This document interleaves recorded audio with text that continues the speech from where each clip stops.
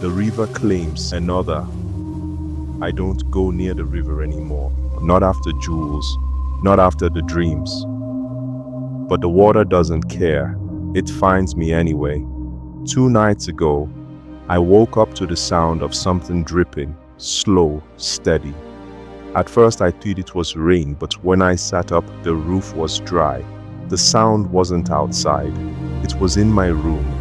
I turned on my flashlight and scanned the walls, the ceiling. Nothing. Then I looked down. The floor near my bed was wet. Small puddles formed where my feet touched. My heart pounded as I reached down to touch it. The water was cold. It smelled of earth, of the river. I wiped it up, but by morning, it was back. Papa Simon doesn't say much these days. He watches me carefully, like he's waiting for something to happen. He knows. So does Tonton Andre. But knowing doesn't change anything. Then it happened again. Another man. The fisherman. His name was Pascal. He was young, maybe in his late 20s, with strong arms from years of pulling in nets. He wasn't afraid of the river. He laughed when people whispered about Jules. A man doesn't just disappear. He said. The water is water, that's all. His wife didn't like when he spoke like that. She told him to be careful. The river listens. She warned. Don't challenge what you don't understand. Pascal only laughed. He went out early that morning before sunrise.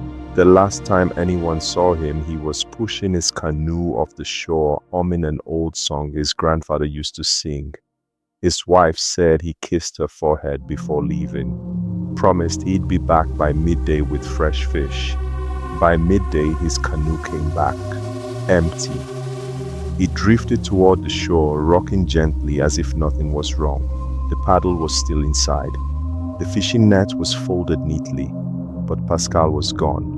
No splash, no scream, no sign of struggle, just gone. The village was quiet. Women covered their mouths. The elders gathered in the square. Nobody said it, but we all knew what it meant. The river had taken another. I wanted to believe something else had happened, that maybe Pascal had fallen overboard and swam to shore somewhere further down. Maybe he'd come walking back through the village at night, laughing, telling us we worried for nothing. But I knew better. I knew because the water found me again. That night, I dreamt of the Wouri River. I was standing at the edge, my feet sinking into the cold mud. The water stretched out before me, dark and endless. Pascal was there, standing in the shallows, looking at me. He was calm, his face blank. But his eyes were wrong. They were like hers, Mami Wata. I wanted to run, but my feet wouldn't move. Pascal raised his hand and pointed at me. He opened his mouth to speak, but no words came out, just water. It poured from his lips, spilling down his chin, his chest, his hands. He was drowning on dry land. But through it all, I heard his voice, clear and cold. Elle te voit. She sees you. I woke up gasping, my sheets damp with sweat. But it wasn't sweat, it was river water. The next morning, Pascal's wife refused to believe he was gone. She went from house to house, begging the fishermen to search for him. He's not dead. She cried. You have to look for him. But no one looked, because they knew, because we all knew. The elders gathered in the chief's compound. Their voices were low, serious. Then they made the choice. We must cleanse the river, he said. We must make an offering. I didn't ask what that meant. I didn't want to know. But that night, I found out. The entire village gathered by the riverbank. Fires burned low, casting flickering shadows across the water. The elders brought out a goat, its legs tied, its breath quick with fear.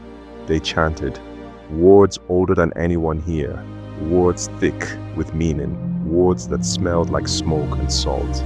Then, with one swift motion, the chief took a blade and cut the goat's throat.